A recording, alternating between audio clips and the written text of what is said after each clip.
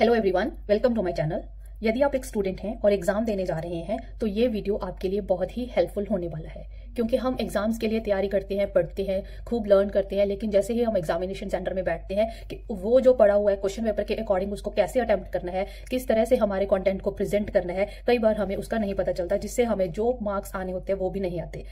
इससे क्या है, इसमें मैं आपको वो चीजें बताऊंगी इस वीडियो में कि जितना आपने कंटेंट आपको आता है एग्जाम में, उसको कितने अच्छे तरीके से हम पेश कर सकते हैं कि इवैल्यूएटर आपको अच्छे मार्क्स दे दे। ठीक है, इसमें हम करेंगे कि बेस्ट वेज कौन से हैं वो जो हमारा पेपर को प्रेजेंट करना है। सबसे पहले तो अपनी आंसर शीट को थॉरोली चेक करो। ठीक है, जैसे ही आपको आंसर शीट मिली उस पर रोल नंबर लिखने से पहले अपनी शीट को प्रॉपर इस तरह से चेक करो कि सारी आंसर शीट्स में लाइन्स है पूरी हैं, या क्योंकि कई बार क्या होता है आंसर शीट में कुछ पेजेस में लाइन्स ही मिसिंग होती है, तो आपके पास टाइम होता है कि आप चेंज करवा लो अपनी आंसर शीट। ठीक है, देन आप देखोगे कि कई बार क्या होता है आंसर शीट में ऐसे मार्जिन दिया होता है, कई बार नहीं दिया होता। अपनी आंसर शीट पे मार्जिन बना लो। ठीक है, एक स्केल लेके, एक पेंसिल लेके आप अपनी आंसर शीट्स को इस तरह से, मान लो एक साइड पे आपको मार्जिन दिया हुआ है तो भी आप अपनी दूसरी साइड पे इस तरह से एक छोटा सा, चाहे अपने अकॉर्डिंग, जैसे आपको कंटेंट के लिखने के लिए स्पेस चाहिए उसके अकॉर्डिंग आप अपनी मार्जिन जरूर लगाओ। मार्जिन लगाने से क्या होता है कि जो भी आप उसमें लिखते हो उससे एक सिमेट्री सी रहती है कंटेंट में और देखने में वो सुंदर लगता है। ठीक है, फिर क्वेश्चन पेपर को केयरफुली रीड करो। जो भी क्वेश्चन नंबर आप सॉल्व करने जा रहे हो उसको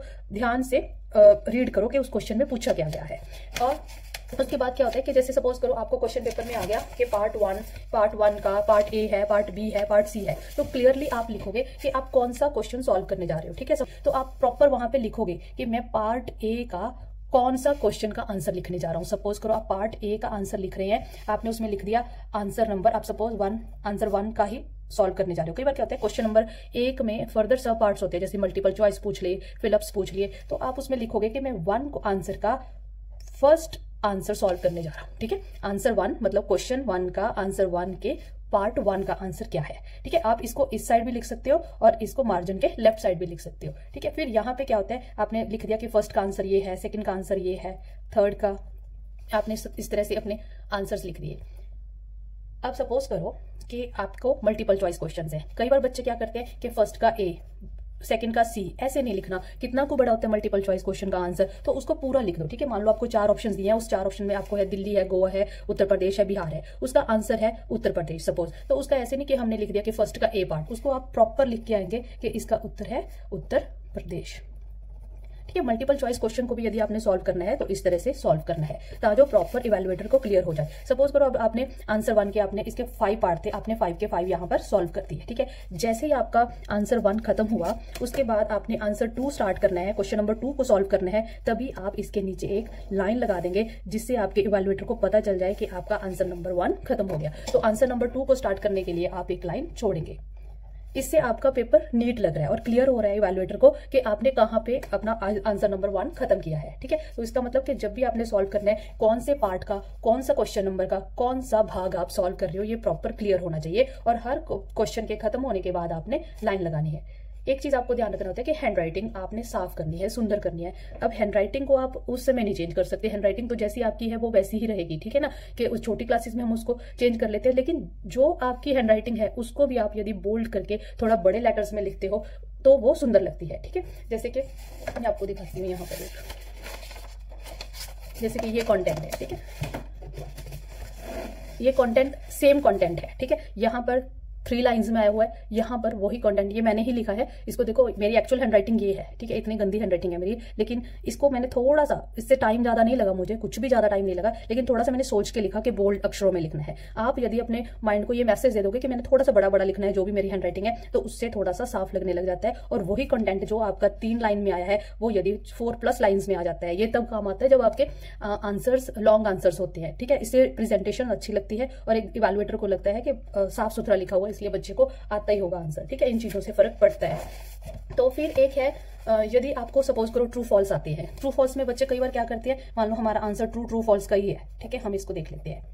मान लो आपका क्या करते हैं कि फर्स्ट का ट्रू, सेकंड का फॉल्स, कई बार ऐसे ही लिख जाते हैं। ठीक है, इसको आपने अब देखो इसमें क्या होता है, कई बार बच्चे क्या करते हैं, मान लो थर्ड का भी ट्रू है तो वो ऐसे से कर जाते हैं, तो अब इसको कई बार पेन नहीं चल जाता है, ऐसे लिख देता है बंदा, ठीक है। तो इससे ट्रू समझे या फॉल्स समझे, ऐसी चीज नहीं करके आने। इससे एग्जामिनर को, इवैल्यूएटर को चेक करना भी अच्छा नहीं लगता, और ये वैसे भी सही रूल नहीं है। इसको प्रॉपर लिखो आप, ट्रू है तो ट्रू लिखो, फॉल्स है तो फॉल्स लिखो। यदि आपके पास टाइम है, यदि आपकी क्लास छोटी है और आपके पास इतना टाइम होता है, तो आप फुल सेंटेंस भी लिख सकते हो। फुल सेंटेंस लिख के उसके पीछे ट्रू लिख सकते हो। यदि आपके पास टाइम की कमी है, आपको पता है कि पेपर पूरा नहीं होगा, तो आप सिंपली ऐसे 1 का ट्रू, सेकंड का फॉल्स, जो भी आपका आंसर है, तो इसको प्रॉपर लिख के आना है। सिमिलरली फॉर फिलअप्स को भी आपने जैसे प्रॉपर लिख के आना है कि सेकंड का फिलअप कौन सा है, और उसके बाद अंडरलाइन उसके नीचे शो कर दिया करो कि ये हमारा फिलअप है जो हमें क्वेश्चन पूछा गया है। क्वेश्चन पेपर में टाइम मैनेजमेंट बहुत ही जरूरी है, ठीक है। आपने देखना है कि आपको कितने आवर्स मिले हैं और आपने कितने क्वेश्चन सॉल्व करने हैं। टाइम को उस हिसाब से मैनेज करना है। जो आपको आता है उसको पहले कर लो, उसको सुंदर सुंदर लिख लो, ठीक है। जो आपको नहीं आता, जिसपे आपको टाइम लगना है, अभी आपको लगता है कि उसको मुझे सोचकर लिखना पड़ेगा, वो आंसर आप बाद में लिख सकते हो। देन है, जब आप क्वेश्चन पेपर सॉल्व करते हो, कई बार आपको पता नहीं, कई बार तो लिख देते हैं कि इसको 30 to 60 वर्ड्स में लिखो, इसको 30 to 40 वर्ड्स में लिखो, इसको 100 वर्ड्स में लिखो। कई बार कुछ भी नहीं लिखा होता, आपको नहीं समझ के इसका आंसर मैं 3 लाइन्स में दूं, या इसका आंसर मैं 5 लाइन्स में दूं, या फुल पेज में दूं, या 2 पेजेस में दूं। तो आपने क्या करना है, जैसे मान लो ये क्वेश्चन पेपर है आपके सामने, ठीक है। यहाँ पर लिखा है आंसर द फॉलोइंग क्वेश्चंस, ठीक है। यहाँ पर भी लिखा है आंसर द फॉलोइंग क्वेश्चंस, और यहाँ पर भी लिखा है आंसर द फॉलोइंग क्वेश्चंस, ठीक है। इन्होंने कहीं पे भी नहीं लिखा कि आपको कितने वर्ड्स में आंसर करना है, ठीक है। तो इस टाइम पे आपने क्या करना है, मार्क्स डिवीजन देखनी है कि ये 8 क्वेश्चन है, 8 क्वेश्चन 2 नंबर का एक क्वेश्चन है, तो मैंने उसके अकॉर्डिंग उसकी लेंथ कितनी को होनी चाहिए, ठीक है। जैसे ये है 8 क्वेश्चन है, हर क्वेश्चन 3 मार्क्स का है, तो मैंने अपने आंसर की लेंथ कितनी को रखनी है, ठीक है। सिमिलरली जैसे ये 5 क्वेश्चन हैं, हर क्वेश्चन 4 मार्क्स का है, तो मैंने उसकी लेंथ कितनी को रखनी है। अब जैसे ये क्वेश्चन है 2 + 1 = 3, ठीक है। इसमें क्वेश्चन पूछा हुआ है कि पहले ए क्वेश्चन पूछा, फिर बी क्वेश्चन पूछा, ठीक है। ए क्वेश्चन कितने मार्क्स का है, 2 मार्क्स का है। जो बी क्वेश्चन है वो कितने मार्क्स का है, 1 मार्क का है। तो उसके अकॉर्डिंग आप इसको आंसर करेंगे। जब आपने आंसर पे सॉल्व करना है, तो आप मार्क्स डिवीजन भी देखेंगे, वो कितने मार्क्स का क्वेश्चन है, उसके अकॉर्डिंग आप उसमें पॉइंट्स ऐड कर सकते हो, लेंथ देख सकते हो कि आंसर की कितनी है, ठीक है। अपना जो पॉइंट्स हैं वो इतने क्लियर लिखो कि एग्जामिनर को आई कैचिंग हो कि आप कहना क्या चाहते हो। आपका पेपर आई कैचिंग होना चाहिए, ओके। फिर है कि आप अपने जो कंटेंट है उसके लिए पेंसिल यूज कर सकते हैं, या फिर सेम पेन से हाईलाइट कर सकते हैं। यदि आपको अलाउड है वो, तो हाईलाइटर भी यूज कर सकते हैं। वो इंस्ट्रक्शंस आपका टीचर या फिर आपकी आंसर शीट के आगे दी होती है कि आप कौन से कलर का पेन इसमें यूज कर सकते हैं और नहीं, या फिर क्या नहीं यूज कर सकते। अवॉइड करें कि रेड या ग्रीन पेन तो बिल्कुल ना यूज करें। यदि आपको कहा भी गया है कि you can use coloured pens, तो भी आप उसमें रेड और ग्रीन कलर का यूज ना करें, ठीक है। और उसमें यदि आप हाईलाइट करना चाहते हो, तो उसमें से पेंसिल के साथ आप अपना पेपर जो है अंडरलाइन कर सकते हैं। उससे क्या होता है कि आपका पेपर अच्छा लगने लग जाता है। जैसे कि ये मैं आपको एक आंसर शीट दिखाती हूँ, ये सिर्फ क्लास टेस्ट है, सिंपल क्लास टेस्ट। इसमें क्या किया, देखो बच्चे ने आंसर नंबर 1, आंसर नंबर 2 ये तो क्लियर कर दिया। इवन कि उसने एक लाइन भी छोड़ दी है कि यहाँ पर मेरा आंसर 1 खत्म हो गया है, ठीक है। यहाँ पर भी लाइन छोड़ दिया। इससे बेटर तरीका क्या होगा कि इसके नीचे हम एक, जैसे ही हमारा आंसर खत्म हुआ उसके नीचे हम एक लाइन लगा दें। मैं आपको दिखाती हूँ, अभी आपको फर्क पता चलेगा कि जैसे ये पहले दिखती थी और जैसे ये अब दिखेगी, ठीक है। इससे क्या है, इसको चाहे आप डबल कर दो, ठीक है। इससे क्लियर हो गया टोटली कि ये आंसर खत्म हो गया। अब इसमें क्या कर सकते हैं, जैसे ये पैराग्राफ है, आपको लगता है कि जो मेजर पॉइंट्स हैं उसको हम अंडरलाइन कर सकते हैं। सपोज करो ये सेकंड क्वेश्चन में आप ले रही हूँ, इसमें हमने इसको अंडरलाइन कर दिया, ठीक है। ये मुझे अच्छा लगा कि मसालियां दा बाग है, ठीक है, मालाबर दे इलाके, जैसे हमने कुछ पॉइंट्स अंडरलाइन कर दिया। अब जिनको पंजाबी नहीं आती उनके लिए शायद ये मुश्किल होगा, और इस तरह से हमने कुछ मेन पॉइंट अंडरलाइन कर दिए, ठीक है।